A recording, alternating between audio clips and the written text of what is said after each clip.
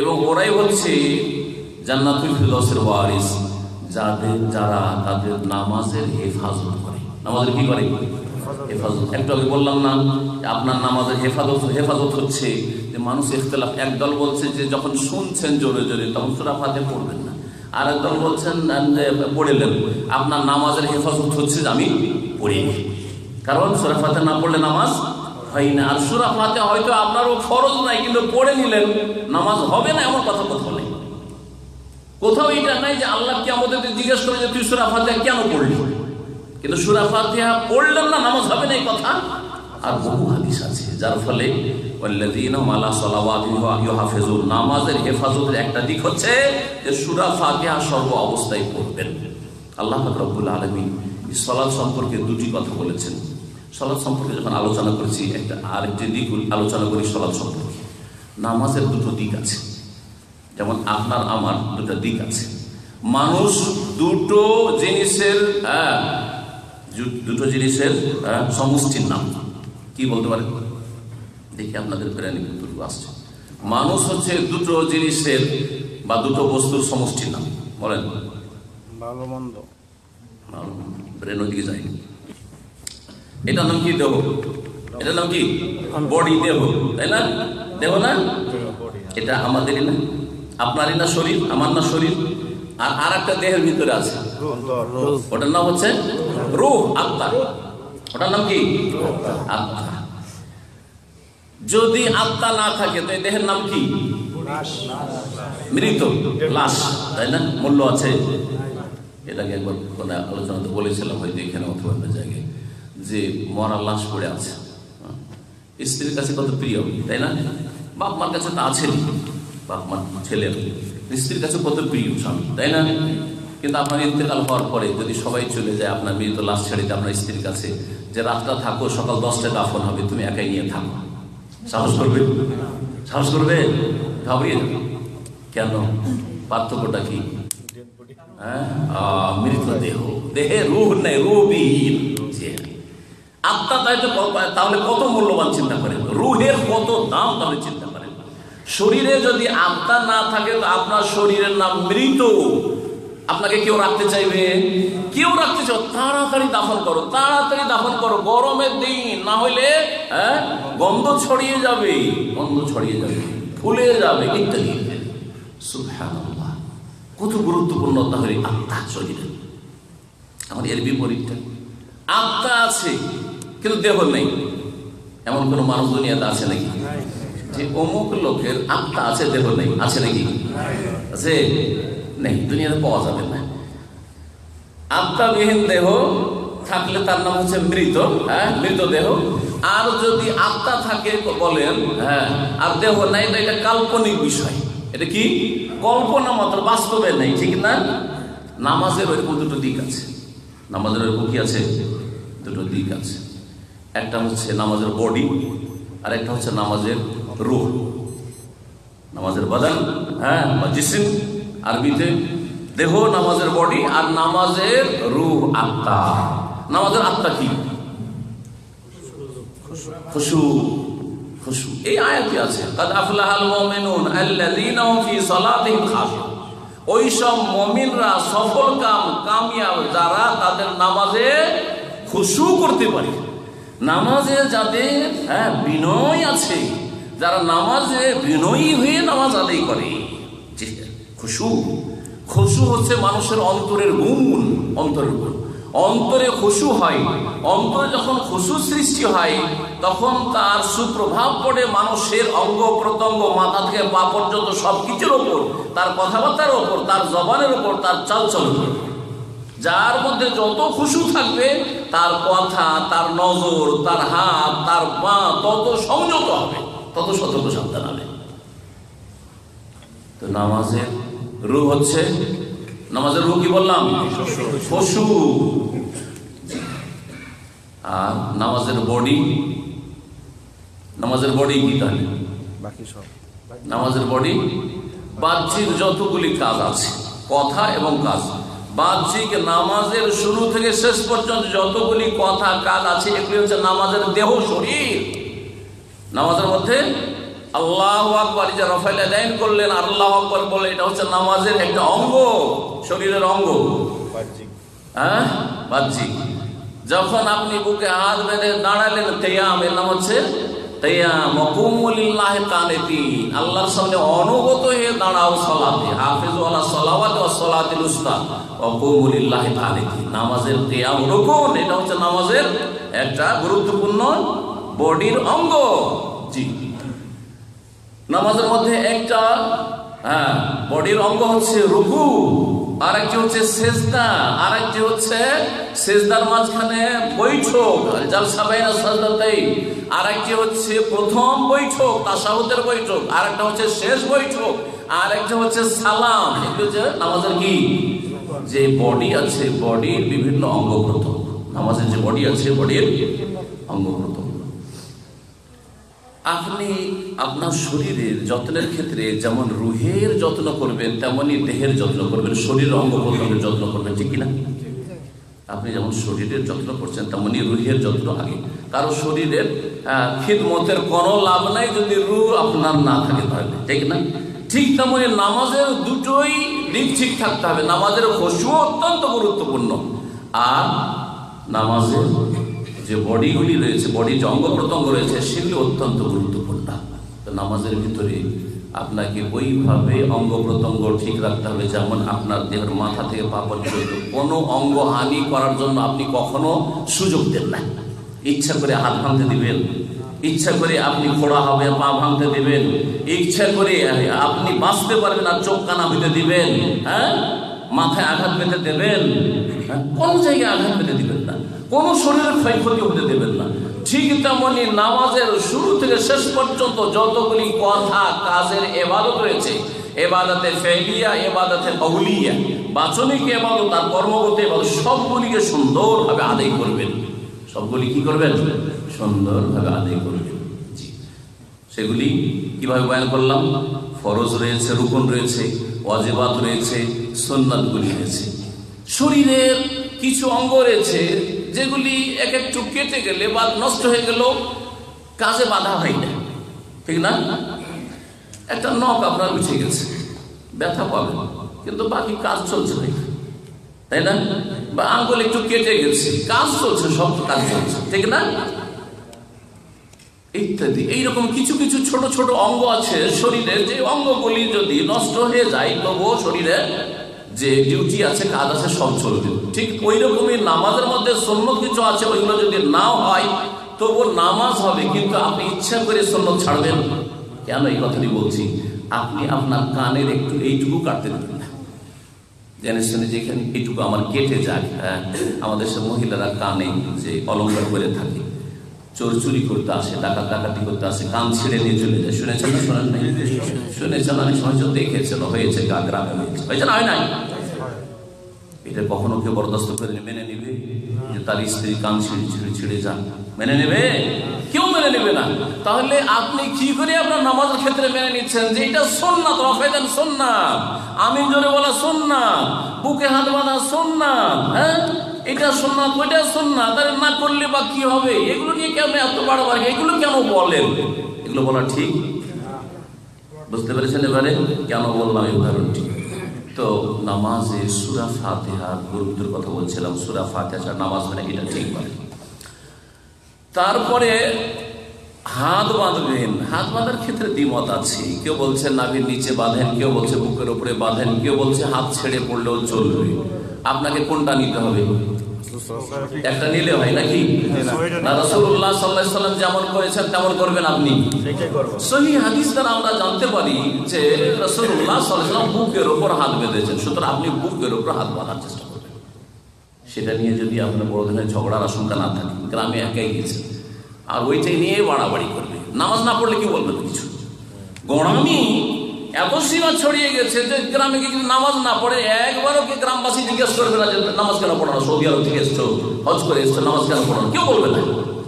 কিন্তু যদি আপনি বুকের উপর হাত বেঁধে নেন, ওইটা নিয়ে ঝগড়া শুরু করে, মসজিদে মারামারি শুরু করে, তখন সুন্নতগুলিকে স্থগিত রাখেন। এটা হিকমা, এটা হচ্ছে হিকমত। স্থগিত রাখেন, আপাতত করিয়েন না, কিন্তু করার চেষ্টা রাখেন। সারা জীবন করবো না, সারা জীবন চেষ্টাও করবো না, কাউকে জানাবো না, লুকিয়ে রেখে দেবো, এটাও ভুল তরিকা। এটাও ভুল তরিকা।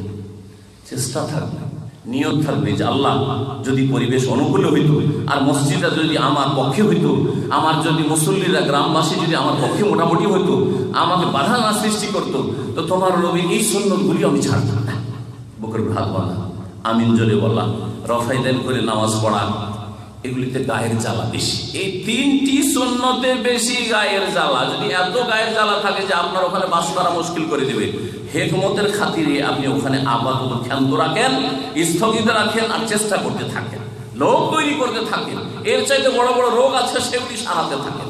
কিন্তু যদি দেখেন যে আলহামদুলিল্লাহ আমরা 10-20 জন আছি, অথবা গ্রামবাসীর উদারতা আছে, যে যেমন নামাজ পড়ছে পড়ুক, নামাজ পড়লেই হইল, তাহলে ওরা রফায়দান করেন, তাই বলে আমি করবো না, আমি একা রফায়দান করবো, অসুবিধা নেই। যদি বাধা না থাকে আমি একা রফায়দান করবো, একা জোরে আমিন বলবো, একা বুকের উপর হাত বাঁধবো, এই সুন্নতগুলি পালন করবো। যদি দেখেন যে এখানে করলে ফায়দায় আছে, বরং লোকেরা শিখবে, এবং অথবা এর ছাড়া আরেকটা দিক আছে, সেটা হচ্ছে যে আপনার ওই গ্রামে বেশি প্রভাব, আপনার বংশের প্রভাব, আপনাদের সামনে কেউ মুখ উঠিয়ে কথা বলতে পারবে না, আপনাদের বিরুদ্ধে কেউ কথা বলতে পারবে না, আপনার বিরুদ্ধে কেউ অ্যাকশন নিতে পারবে না, আপনার তারা মুখাপেক্ষী, আপনার অর্থের মুখাপেক্ষী। হ্যাঁ, সুতরাং ওই ক্ষেত্রে আপনার এই দুনিয়ার যে শক্তি, ক্ষমতা, প্রভাব দিয়ে আপনার সহি নামাজকে আপনার গ্রামে কায়েম করতে হবে।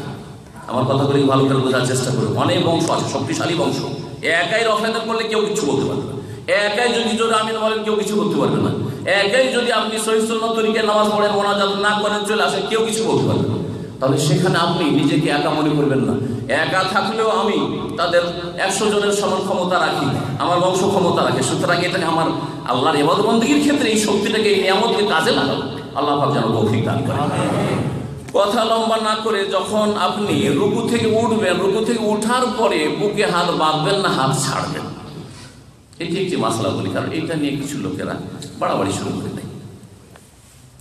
সৌদি আরবে কি আমল দেখছেন এটা? সৌদি আরবে আরবরা বেশিরভাগ কি করে? বাঁধে। ভারত, বাংলাদেশ, পাকিস্তানে যারা সহি আকীদার লোক তারাও বাঁধে না, ঠিক না? এটা হচ্ছে প্রচলন। দেশে রফায়দানের কথা হয়তো যারা করে না তারাও শুনেছে, আমিন জোরে বলার কথা শুনেছে, কিন্তু এই বিষয়টি সহি আকীদার আলেম ওলামাদের মধ্যেই যেখানে দ্বিমত আছে যে রুকু থেকে উঠে বুকে হাত বাঁধবো আবার না হাত ছেড়েই রাখবো, তাদের মধ্যেই যখন ইখতিলাফ আছে, আর এই ক্ষেত্রে স্পষ্ট কোনো দলিল প্রমাণ পাওয়া যায় না বুকের উপর হাত বাঁধা, সুতরাং এটা নিয়ে বাড়াবাড়ি করবেন না। সৌদি আরব থেকে নিয়ে গিয়ে এটাকে ওইভাবে চালু করতে হবে যেইভাবে রফায়দান চালু করলেন, যেইভাবে আপনি সেখানে আপনার আমিন জোরে বলা চালু করলেন, সেখানে বুকে হাত বাঁধা চালু করলেন, মোনাজাতটা উঠালেন, ওইভাবে আপনাকে রুকুর পরেও বুকে হাত বাঁধতে হবে, জরুরি নয়। এটা না করলেও কোনো দোষের কথা নাই। তবে ভালো করে মনে রাখবেন, যদি কেউ না করে তাকে বলবেন না যে কেন করেন না। দল ধরেন যে দল ভারী আপনাদের বুকের উপরে হাত বাঁধারি, আর 1-2 বাঁধে না, বলবেন না যে আপনি কেন রুকুর পরে বুকে হাত বাঁধেন না, এটাও বলবেন না। আর যদি এর বিপরীতটাও হয়, কেউ বাঁধেন না আর 1-2 বাঁধছে, কি ও হিকমত বুঝে না, ও দেখে গেছে, মনে করেছে এটাই ঠিক, একবারে নিশ্চিত ঠিক, নিশ্চিত ঠিক আমি বলতে পারবো না, নিশ্চিত ঠিক মনে করে সে বুকে হাত বাঁধা শুরু করলাম, এটা নিয়ে ঝগড়া বাঁধিয়ে দিল, এমন একটা জিনিস নিয়ে ঝগড়া বাঁধিয়ে দিলেন বিষয় নিয়ে যেটা আসলে সুনিশ্চিত সাব্যস্ত নয়, হতে পারে আবার নাও হইতে পারে। সুতরাং এটা নিয়ে বাড়াবাড়ি কেউ করবেন না, কোনো পক্ষ করবেন না। এই কথা বলার পরে কথা লম্বা হয়ে যাচ্ছে, আর বেশি বলবো না। যখন সেজদায় যাবেন তখন আগে হাত রাখবেন না আগে হাঁটু রাখবেন? আগে হাত রাখবেন, এটাই চেষ্টা করবেন। তবে সহি আকীদারও বেশ কিছু বড় বড় আলেম মুহাদ্দিসরা, আমাদের দেশের ভাষায় আলেম না, বড় বড় মুহাদ্দিস, তারাও বলেছেন যে যাওয়ার রুকুতে যাওয়ার সময় হাঁটু রাখাটাই বেশি ভালো, কিন্তু তাদের সংখ্যা অল্প। যেমন ইমাম ইবনুল কাইয়্যিম রাহমাতুল্লাহ আলাইহি, তিনি ইবনে তাইমিয়া রাহমাতুল্লাহ আলাইহি বড় একজন মুজাদ্দিদের ছাত্র, তার ব্যতিক্রম সহি আকীদার বড় একজন আলেম, বড় একজন ইমাম, তিনি বলছেন যে কি করবে, আগে হাঁটু রাখবে। সুতরাং এই ক্ষেত্রেও যদি দেখেন সহি আকীদার ভাইদের মধ্যে কেউ আগে হাত রেখে দিচ্ছে, কেউ হাঁটু রেখে দিচ্ছে, বাড়াবাড়ি করবেন না। এই বিষয়টি নিয়ে এত বাড়াবাড়ির প্রয়োজন নেই। উত্তম অনুত্তমের বিষয় বা বুঝার বিষয়, এখানে একই হাদিস থেকে দুই দলই দলিল পেশ করছে, বুঝার দৃষ্টিভঙ্গিতে পার্থক্য, সুতরাং এগুলো নিয়ে বাড়াবাড়ি করার কোনো প্রয়োজন নেই। তবে আমি যেটাকে ভালো মনে করি এর মধ্যে সেটা হচ্ছে আগে হাত রাখবেন, আগে হাঁটু রাখবেন না, আল্লাহু আ'লাম। তারপরে আপনি যখন 2 রাকাত নামাজ পড়বেন, 2 রাকাত নামাজ 1 রাকাত পড়ে উঠবেন একবার, তাই না? আর যদি 4 রাকাত পড়েন তো 1 রাকাত পড়ে একবার উঠবেন, আর একবার 3 রাকাত পড়ে উঠবেন। এই ওঠাগুলির সময় সেজদা থেকে উঠে দ্রুত উঠে যাবেন না একটু বৈঠক করবেন তারপরে উঠবেন? একটু বসবেন তারপরে উঠবেন, এটাই বেশি ভালো। এটাকে বলা হয় জালসায়ে ইস্তিরাহা, বিরতির বা বিরামের বৈঠক, বিরামের বৈঠক। এটিকে যারা বলছে সুন্নাত, তারা বলছে নবী সাল্লাল্লাহু আলাইহি ওয়াসাল্লামের সহিহ বুখারীতে আছে, তিনি একটু বসতেন, সামান্য একটু বসতেন, কোনো বিশেষ জিকির ওখানে নেই, আর তারপরে উঠতেন। আর এক দল বলছেন না, নবী সাল্লাল্লাহু আলাইহি ওয়াসাল্লাম যখন শরীর তার ভারী হয়ে গেছিল শেষ বয়সে, তখন সরাসরি তাড়াতাড়ি ওঠাটা একটু কষ্টকর, যার ফলে একটু বিরতি দিয়ে তারপরে হাত জমিনে রেখে ভর দিয়ে উঠতেন। বয়স্ক লোকদের জন্য ওইভাবে তাড়াতাড়ি ওঠাটা একটু কষ্টকর, এইরকম বলছেন, যেমন হানাবেলাও বলছেন আর হানাফিরাও বলছেন। সুতরাং এই বিষয়টি নিয়ে এত বাড়াবাড়ির কোনো প্রয়োজন নেই। তবে জালসায়ে ইসরায়ে বিরামের বৈঠক করে নামাজ পড়লে ভালো মনে করছি। কিন্তু কেউ যদি তাড়াতাড়ি উঠে যায় তাহলে তার সাথে আপনি এটা নিয়ে তর্কে জড়িয়ে যাবেন না, কারণ এইসব বিষয়গুলির ক্ষেত্রে অবকাশ আছে। তারপরে শেষখানে, এখন আর বেশি না বলে শেষখানে আসি, আত্তাহিয়াত আমাদের দেশের লোকেরা মুখস্থ রাখে না? দরুদ সালাত আলা নবী সাল্লাল্লাহু আলাইহি ওয়াসাল্লাম, দুরুদে ইব্রাহিম মুখস্থ রাখে না? দোয়ায়ে মাসুরা মানে আমাদের দেশের লোকেরা কি বুঝে? দোয়ায়ে মাসুরা মানে কি? একটা দোয়া শুধু বুঝে। দোয়ায়ে মাসুরা মানে আল্লাহুম্মা ইন্নী যালামতু নাফসি যুলমান কাসীরা ওয়া লা ইয়াগফিরু যুনুবা ইল্লা আনতা ফাগফিরলি মাগফিরাতাম মিন ইনদিকা ওয়ারহামনি ইন্নাকা আনতাল গফুর। ঠিক না? এটাই শুধু মুখস্থ, আর কোনো দোয়া মুখস্থ নেই। অথচ নবী করিম সাল্লাল্লাহু আলাইহি ওয়াসাল্লাম এখানে অনেকগুলি দোয়া পড়তেন। বিশেষ করে আল্লামা আলবানী রাহিমাহুল্লাহ তাআলা তার কিতাব লিখেছেন যে এই আল্লাহুম্মা ইন্নী যালামতু নাফসির চাইতেও বেশি গুরুত্বপূর্ণ, বরং তিনি ওয়াজিব বলেছেন যে ওই 4টি বস্তু থেকে বা বিষয় থেকে আশ্রয় গ্রহণ করা। আল্লাহুম্মা ইন্নী আউযু বিকা মিন আযাবিল কবরি ওয়া মিন আযাবি জাহান্নাম ওয়া মিন ফিতনাতিল মাসীহিদ দাজ্জাল ওয়া মিন ফিতনাতিল মাহিয়া ওয়াল মামাত। এই দোয়াটি সহিহ বুখারীতে রয়েছে, সহিহ মুসলিমে রয়েছে। আমাদের দেশে অধিকাংশ মুসল্লিরা সারা জীবন নামাজ পড়ে এটা মুখস্থ করে না, অথচ কারো কাছে এটা পড়া ওয়াজিব। যেমন আলবানী সাহেব বলেছেন ওয়াজিব যদি না হয় তো এটি একটি সুন্নাত, এবং আল্লাহুম্মা ইন্নী যালামতু নাফসির চাইতে গুরুত্বপূর্ণ সুন্নাত। সুতরাং আপনি শুধু আল্লাহুম্মা ইন্নী যালামতু নাফসি একটা মুখস্থ, দোয়ায়ে মাসুরা মানে হাদিসে বর্ণিত দোয়া। দোয়ায়ে মাসুরা মানে বুঝতে পারেন কি? যে কোনো হাদিসের দোয়া, কোরআনের দোয়া হচ্ছে মাসুরা। মাসুরা আনিল্লাহি বা মাসুরা আন রাসূলিল্লাহ, আল্লাহ থেকে বর্ণিত কোরআনের দোয়া, আর রাসূল থেকে বর্ণিত হাদিসের দোয়া। যে কোনো দোয়া, শুধু আল্লাহুম্মা ইন্নী যালামতু নাফসি না, রব্বানা আতিনা ফিদ দুনিয়া হাসানা ওয়া ফিল আখিরাতি হাসানা ওয়া কিনা আযাবান্নার। নবী করিম সাল্লাল্লাহু আলাইহি ওয়াসাল্লাম বৈঠকে আত্তাহিয়াত দরুদ শরীফের উপর পড়তেন। সুতরাং এই দোয়া পড়বেন, এইরকম যে কোনো দোয়া পড়তে পারেন, হাদিসে বর্ণিত দোয়াগুলো হলেই ভালো। সালাম ফিরবেন। সালাম ফেরা সম্পর্কে কিছু কথা ছিল, কিন্তু সালাম ফেরা সম্পর্কে আর কিছু না বলে শেষ করছি। সালাম ফেরার পরে আর কোনো কাজ বাকি আছে না নেই? কি বাকি আছে? মোনাজাত না জিকির? জিকির আজকার বাকি আছে, মোনাজাত বলে কিছু নেই। মোনাজাত আছে। মোনাজাত মানে চুপি সারি কথা বলা, গোপনে গোপনে আলাপ করা। কার সাথে? আল্লাহর সাথে। সেটা নামাজের ভিতরে না বাইরে?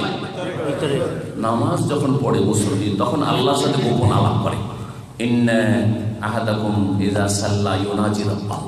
পীর মুহাম্মদ রাসূলুল্লাহ সাল্লাল্লাহু আলাইহি ওয়াসাল্লাম বলছেন যে তোমাদের যে কোনো ব্যক্তি যখন সালাত আদায় অবস্থায় থাকে, নামাজ পড়ে, তখন রবের সাথে মুনাজাত করে, গোপন আলাপ করে, চুপি সারে কথা বলে। সুতরাং এই সময় কথা বলার সুযোগ, আরজি করার সুযোগ, দরখাস্ত করার সুযোগ আল্লাহ পাক যেন আমাদের বোঝার তৌফিক দান করেন। সেজদায় বেশি বেশি আপনার আরজি পেশ করে দোয়া করবেন। আত্তাহিয়াত এবং দুরুদের পরে সালাম ফেরার আগে এই সময় দোয়া পড়বেন আল্লাহ পাকের কাছে। এটা হচ্ছে আল্লাহর কাছে দরখাস্ত করার সময়। সালাম ফেরার পরে সম্মিলিত মোনাজাত নবী করিম সাল্লাল্লাহু আলাইহি ওয়াসাল্লাম জীবনে একবারও করেনি। ভালো করে একটা ওয়াক্তের নামাজেও কেউ প্রমাণ দিতে পারবে না যে নবী দোয়া করছেন আর সাহাবীরা আমিন আমিন বলছেন। এই তরিকার মোনাজাত একদিনও নবী সাল্লাল্লাহু আলাইহি ওয়াসাল্লাম করেনি, না সহিহ হাদিস আছে না যঈফ হাদিস আছে। সুতরাং কথাটি ভালো করে বুঝলেন, নবী দোয়া করছেন আর মুক্তা দিয়ে সাহাবীরা আমিন আমিন বলছেন, এইরকম হাদিস সহিহ নেই, যঈফ নেই। সুতরাং এইরকমের বিদআতি কাজ করবেন না। দেখেন আলহামদুলিল্লাহ আরব দেশে এই সুন্নতি তরিকা আছে, শুধু আরব দেশে না, আপনাদের জানাবার জন্য বলি। অনেক আগে বলেছিলাম, বাংলাদেশের সবচেয়ে বড় মাদ্রাসা, কওমি মাদ্রাসা হচ্ছে হাটহাজারী মাদ্রাসা। হাটহাজারী মাদ্রাসা কেউ গেছেন কি? কেউ গেছেন? যদি গেছেন, ওখানে মোনাজাত হয়? মোনাজাত হয়? হয় না, দেখলেন, হয় না, সাক্ষী। হাটহাজারী দেওবন্দি মাদ্রাসা, হানাফি মাদ্রাসা, তারপর তারাও বুঝতে পারে, তার আগে তো দোয়া করতো, আজকে 30-40 বছর আগে দোয়া করতো। আর ওদের সাথে আরেকটি ফুটিয়া মাদ্রাসা কক্সবাজার সম্ভবত, ফুটিয়া, ওই দুটো মাদ্রাসার মধ্যে শুধু দ্বন্দ্বই, দোয়ার ঝগড়া নিয়ে। একদল বলছে দোয়া করবো, আর একদল বলছে দোয়া করবো না। হাটহাজারী ওয়ালা যখন দোয়া উঠিয়ে দিল, তখন ওরা আরেকটা মাদ্রাসা করলো।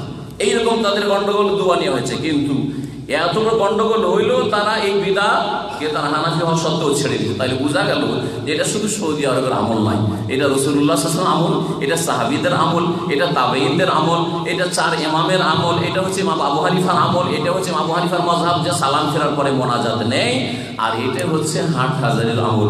আল্লাহ পাক তাদের বাকি ক্ষেত্রেও যেন কোরআন এবং সহিহ হাদিসের দিকে ফিরে আসার তৌফিক দান করেন, আমাদের সকলকে যেন সংশোধনে আল্লাহ পাক তৌফিক দান করেন, সহিহ সুন্নাহ নামাজ আদায় করার জন্য তৌফিক দান করেন।